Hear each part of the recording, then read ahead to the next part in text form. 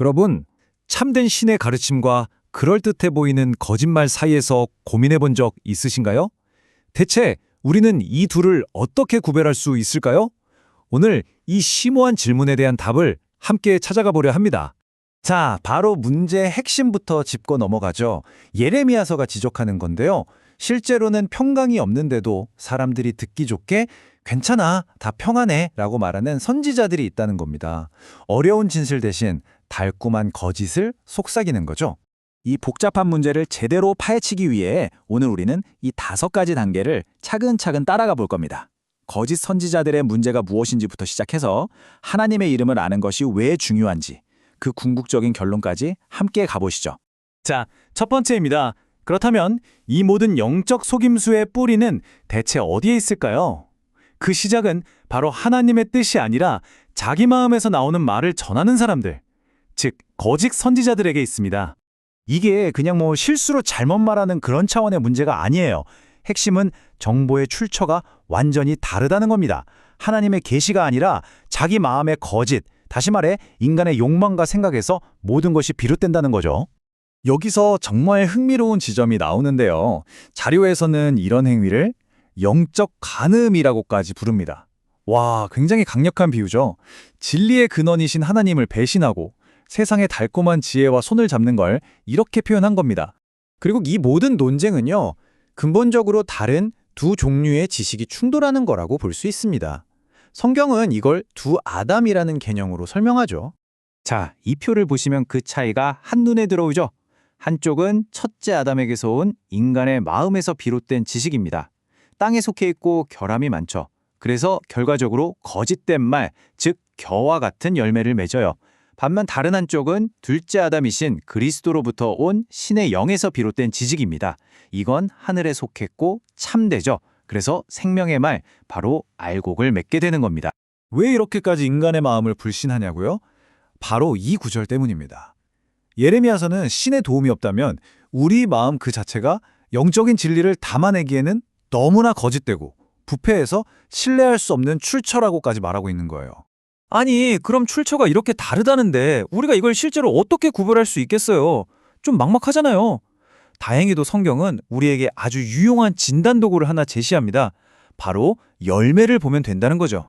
네, 바로 이 질문입니다. 참된 가르침과 거짓 가르침, 이걸 어떻게 아냐고요? 그 답은 아주 단순하고 아름다운 농사에 빗댄 비유 속에 담겨 있습니다. 자, 여기서 말하는 열매가 뭘까요? 이게 정말 핵심인데요. 보통 생각하는 그 사람의 행동이나 카리스마, 사회적인 성공 같은 게 아닙니다. 성경에서 말하는 열매는 아주 구체적으로 그 사람이 하는 말, 그 메시지의 내용 그 자체를 의미합니다. 그러니까 딱 2단계로 점검해 볼 수 있는 거예요. 첫째, 나무 자체를 보는 겁니다. 이 가르침이 어디서 왔나? 그 뿌리가 혹시 인간적인 생각이나 그냥 듣기 좋은 위로에 있는 건 아닌가? 그리고 둘째, 그 열매를 직접 맛보는 거죠. 실제로 나오는 그 말이 하나님의 계시와 딱 들어맞는지, 아니면 근거도 없이 무조건 괜찮다고만 하는지, 그걸 분석해 보는 겁니다. 자, 그런데 메시지 내용만 본다고 끝이 아닙니다. 또 다른 아주 중요한 시험대가 남아 있어요. 바로 그 메시지를 전하는 사람, 즉 메신저가 과연 보냄을 받은 자가 맞는지 확인하는 거죠. 이 구절 정말 그림이 그려지지 않나요? 하나님은 보낸 적이 없는데 자기들끼리 신나서 막 달려가고 있다는 거예요. 스스로 시작해서 스스로 열심을 내는 사람들이죠. 그런데 진짜 참된 사자는 정반대의 모습을 보여줍니다. 바로 예수님의 경우처럼요. 나는 내 맘대로 말하는 게 아니다. 나를 보내신 분이 시키는 것만 말한다. 이 차이 분명하게 느껴지시죠? 결국 핵심은 이 단순하지만 아주 심오한 차이로 귀결됩니다. 신으로부터 임무를 받고 보냄을 받은 자인가, 아니면 그냥 자기 생각과 야망으로 스스로 나선 자인가, 바로 이 지점을 분별해야 한다는 겁니다.